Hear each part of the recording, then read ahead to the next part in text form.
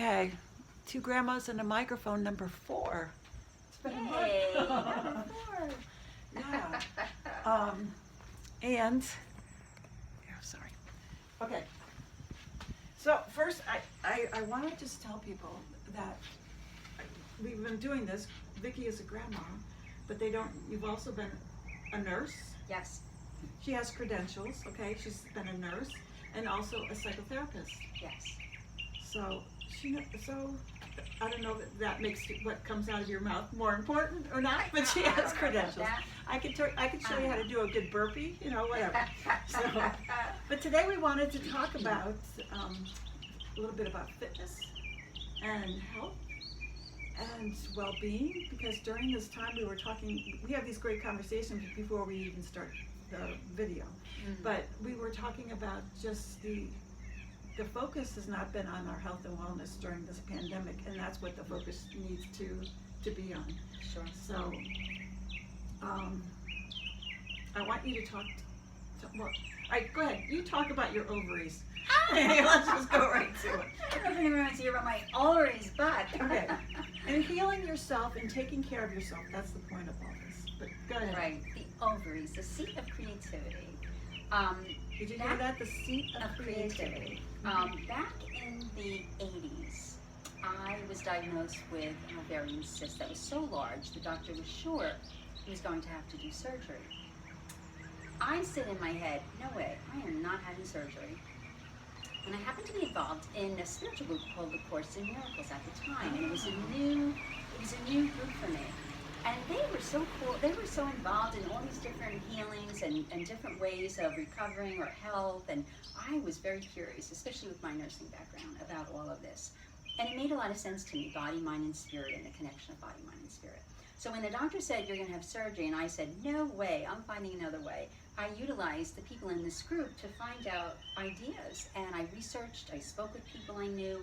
I was introduced to Louise Hay, who herself had healed from vaginal cancer stage. Ovarian cancer. Ovarian cancer? Yeah. I thought it was cervical. No, it was ovarian. It was in that area. And this was in the 1920s. Oh, was it that far back? Wow. I'm pretty sure. I thought she was in her 40s and then lived to her 80s. But she whatever. Whatever. She wrote a lot of books. She started a movement of with healing, body healing of yourself. Healing and healing yourself. So I am connected to her. So for those, I had 2 weeks, for some reason, it was 2 weeks before I was going to have an ultrasound, and I can't remember why back then, but it took a while. But I changed my diet. I eliminated pork and beef. Somehow I just did that intuitively. I meditated every day with guided imagery, sending light and healing to my ovaries. But the biggest thing, too, was listening to a friend of mine on the phone tell me about Louise Hay, and she had a chart that would connect your physical illness or symptoms with your emotional and your metaphysical reasons. Right. And in it, as soon as she said you're blocked in your area of creativity, so it could be like problems in your job, in your marriage, well, both were extremely accurate. I felt very stuck in my marriage and in my job at the time. I hated my job that I was doing at that time. It was the only job I ever hated. And it wasn't the job itself, it was all the things I had to deal with that were ancillary to my job that were very difficult. But I thought I was just had to stay there, stuck. So when you're stuck, you're going to have a cyst develop somewhere, and in this case, it was my ovary. So I knew that somewhere something shifted when she said that. I was like, oh my gosh, that's true. So I then went for my first spiritual healing, and at the time, it was called Mariel. I didn't even hear of Reiki at the time. I was so scared. I went to this woman's house, and I thought, I don't know if I'm entering something good or bad or evil, but I was reassured because she had these pictures of Mary and angels, and I felt calmer.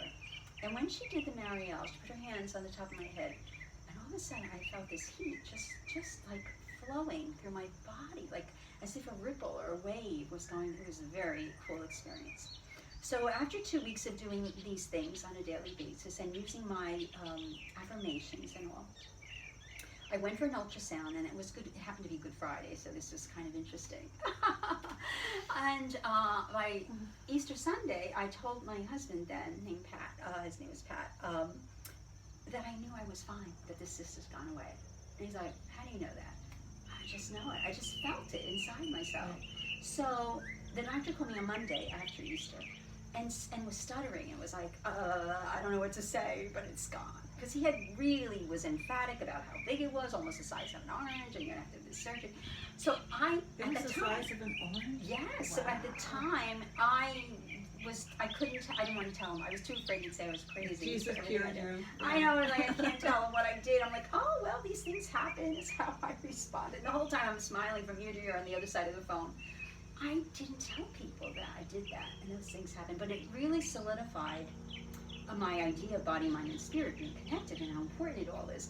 So it's not even funny. I never had another ovarian cyst again, and at that point in my life, it was probably my third one that was serious. I had had previous cyst in my ovary at 19 and 20.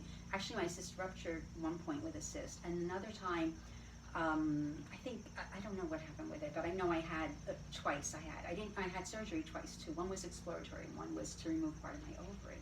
So after my experience at the age of 35, I never had another cyst on my ovary again. So. And you said you got a different, within 6 months.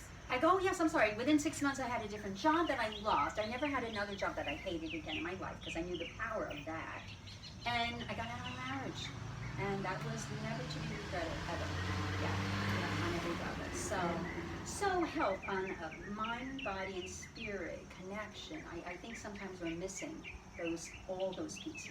Yeah. And just realizing your own power. Your own power. And healing yourself. Yeah, I agree. Yeah. I agree. And it's hard because these doctors are telling you one thing, and you think, I'm going to have surgery. And you're like, nope, I'm going to figure this out. I already had 2 surgeries on ovaries. I thought, no, that's just not the answer. There's a different answer. Something's happening within me. And I had done enough work within myself to know that. Like, I had gotten to that place of understanding that I'm in charge here. Right. Yeah, of what's happening within my body, and everything. Like you said, if we do everything we can, I'm not against medical procedures, or I'm not at all. Yet at times, I think our body is speaking to us, especially in situations that are so emotionally exhausting for us. Right. I think our body's speaking. Right. All right, now talk to your, just got your pubic symphysis. Oh my goodness. So the focus is we're trying to say that we have some power in our health, right? And that sometimes the answers come not just from doctors, but from other sources if we're paying attention. Right. So I injured myself exercising, and I didn't know what I could do because I wasn't getting rid of the discomfort. The pain was pretty bad sometimes. So I had to stop. I was doing daily walking, 4 to 6 miles a day. I had to stop that, but it took me a while because I was really fighting it to stop. And when I stopped, and I was going to physical therapy, and they were great. They were helping me to, work with my core and stabilize my pelvis, which was great, and I'm still working with. But it wasn't getting rid of the discomfort, which was so discouraging, and I was really upset about it. And they told you it might be something you're going to live with the I rest said, of your no life. way. Yeah. So when the doctor said, you may have to have this for life, in my head I'm like, no way. I think I said it to him, no way. I know myself better than that. That's not going to be acceptable, So don't you know, a week or 2 later, I get a couple phone calls from people. It doesn't matter who they are. One was a chiropractor that I hardly even knew. Somebody else had done massages, and they both told me the same thing about putting pressure on trigger points. When I started to do that, the next day, the discomfort was like 90% better, 80% to 90%. Now it's like 95% gone, and I'm back to walking. And if it starts to flare up again, I know what to do. You know what to do. I use the pressure point idea, acupressure on those trigger points has been miraculous. So, again, it goes to show that we need to be open, I think, to where the answers will come for, healing, wellness, getting better.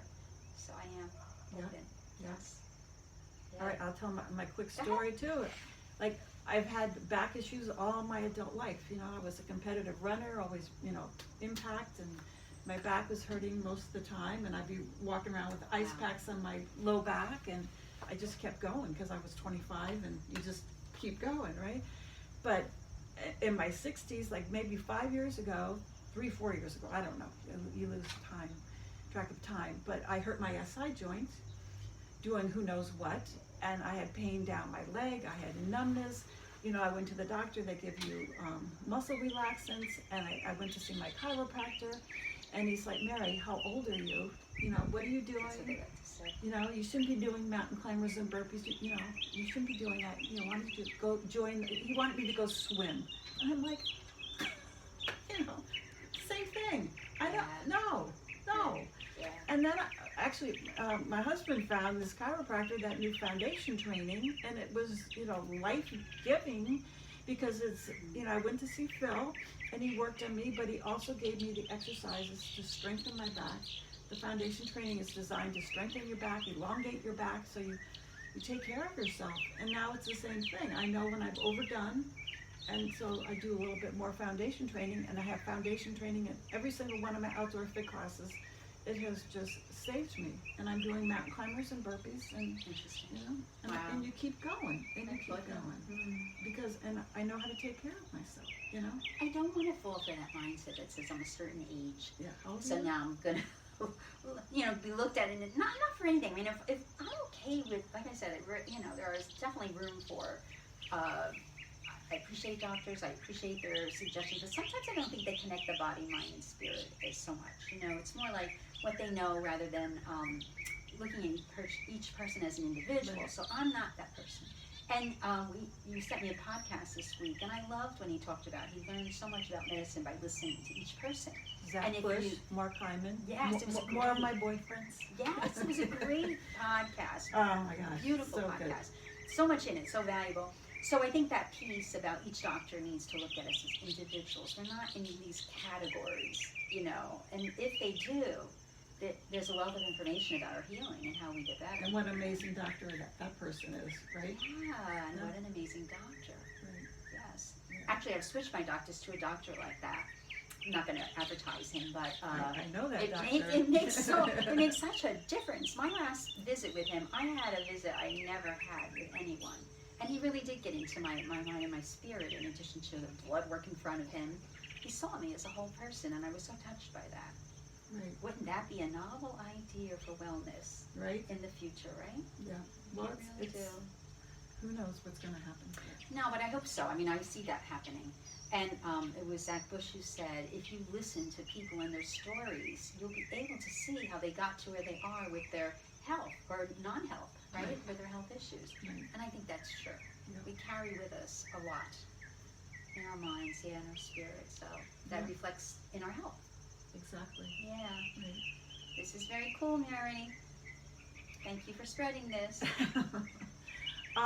And I don't feel like this is long enough, or should we keep I going? think so. How long was it? I don't know.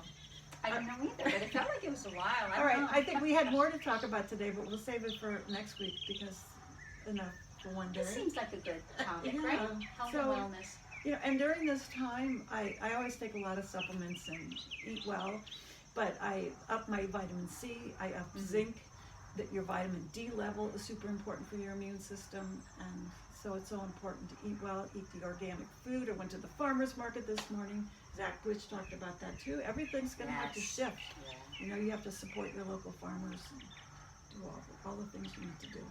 And the one thing that I do want to mention from that podcast that we were just talking about a little while ago is we really need our policies to be connected with our health, right? So especially when we're talking about EPA, like it doesn't make any sense that they're not connected. Like what's good for our health and good for the environment go hand in hand, and they need to be partners, like really living Right. good partners. And right now it doesn't look like that's happening according to that podcast, which is very sad. Right. But we all need to fight for that. We need to work together for our health. Exactly. And so you don't give up because if one person is president or not, you know, we still Right. have grassroots, let's go. Yeah, you know, exactly. we'll do what we can do. Yeah, So anyway, makes a difference. it makes a difference. So go out and vote. All right. Thanks so much for listening, and we'll see you next week. Take care.